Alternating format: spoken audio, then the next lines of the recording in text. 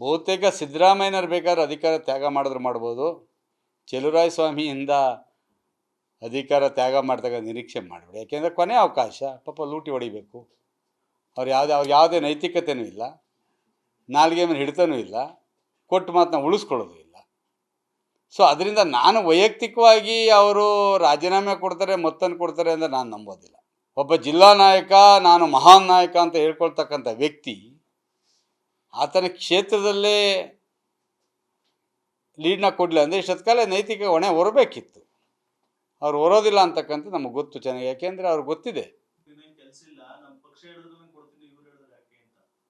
ನಾವು ಹೇಳಿಲ್ಲಪ್ಪ, ಅವ್ರ ಕಾರ್ಯಕರ್ತರಿಗೆ ಅವ್ರು ಹೇಳಿರೋದು. ಅವ್ರ ಕಾರ್ಯಕರ್ತರು ಏನು ಕೇಳಿರಲಿಲ್ಲ. ಅವ್ರ ಕಾರ್ಯಕರ್ತರಿಗೆ ಇವ್ರು ಹೇಳಿದರು, ನೀವು ಓಟ್ ಹಾಕದೆ ಹೋದರೆ ನಾನು ಹಿಂಗೆ ಮಾಡ್ತೀನಿ ಅಂತ. ಈಗ ಓಟ್ ಹಾಕಿಲ್ವಲ್ಲ, ಅದಕ್ಕೆ ಏನು ಮಾಡ್ತಾರೆ ಅಂತ ಹೇಳ್ಬೇಕು. ನಾವು ಅವ್ರನ್ನ ಕೇಳ್ತಾನೆ ಇಲ್ಲ, ಯಾಕೆಂದ್ರೆ ಅವ್ರು ಕೊಡಲ್ಲ ಅಂತ ಗೊತ್ತು. Is after money and power. We never demand. ನಾವು ನಮ್ಗೆ ಗೊತ್ತಿದೆ ಅವ್ರ ಮಾತಿನ ಪ್ರಕಾರ ನಡ್ಕೊಳ್ಳೋದೇ ಇಲ್ಲ. ಯಾವುದು ಚುನಾವಣೆ ಸಂದರ್ಭ ಬಂದಲ್ಲಿ ಗ್ಲಿಜರಿನ್ ಹಾಕೊಂಡು ಅಳೋದು, ಮತದಾರನ ಹೆದರಿಸೋದು, ಗುತ್ತಿಗೆದಾರನ ಎದುರಿಸೋದು, ಲೂಟಿ ಹೊಡೆಯೋದು ಎಲ್ಲ ಆತನ ಗಿಮಿಕ್ಕೆ.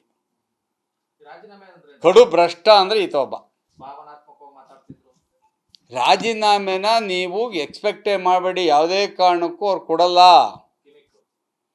ಅವರು ನೈತಿಕವಾಗಿ ಹೇಳಿದ್ರೆ ಯಾವತ್ತು ಆತ್ಮಹತ್ಯೆ ಪ್ರಕರಣ ನಾಗಮಂಗಲ ತಾಲೂಕಿನಲ್ಲಿ ನಡೀತು, ನೇರ ಹೊಣೆಗಾರರಾಗಿದ್ದ ಅವತ್ತೇ ಕೊಡಬೇಕಿತ್ತು.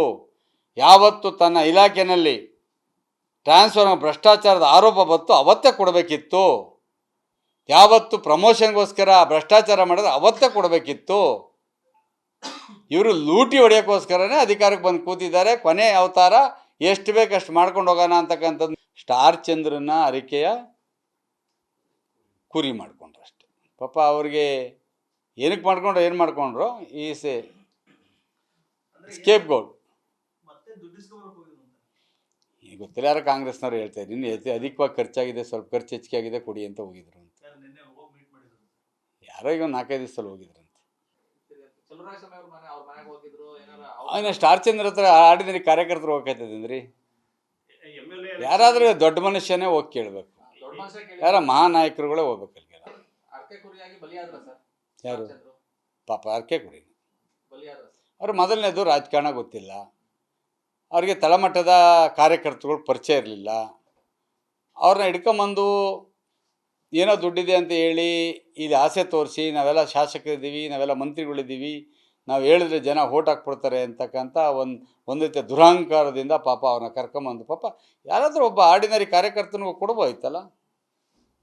ನಾವು ಅವ್ರ ಒಬ್ಬ ಆರ್ಡಿನರಿ ಕಾರ್ಯಕರ್ತ ಕೊಟ್ಟರೆ ನಾವೊಬ್ಬ ಆರ್ಡಿನರಿ ಕಾರ್ಯಕರ್ತನ ಕೊಡ್ತಿದ್ದೋ. ಅವಾಗ ಯಾವಾಗ ಇವರು ಎಷ್ಟರ ಆಗಲಿ ಅಂದ್ಬಿಟ್ಟು 100 ಕೋಟಿ ಎಲ್ವ ಸಿಕ್ಕೊಟ್ರು, ಅವಾಗ ನಮಗೂ ಭಯ ಆಯಿತು.